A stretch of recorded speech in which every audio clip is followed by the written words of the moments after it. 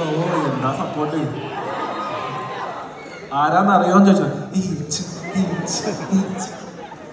So എൻ്റെ first ബ്രദറാണ് ഈച്ചു. So ഈച്ചുനെ വിളിക്കാം.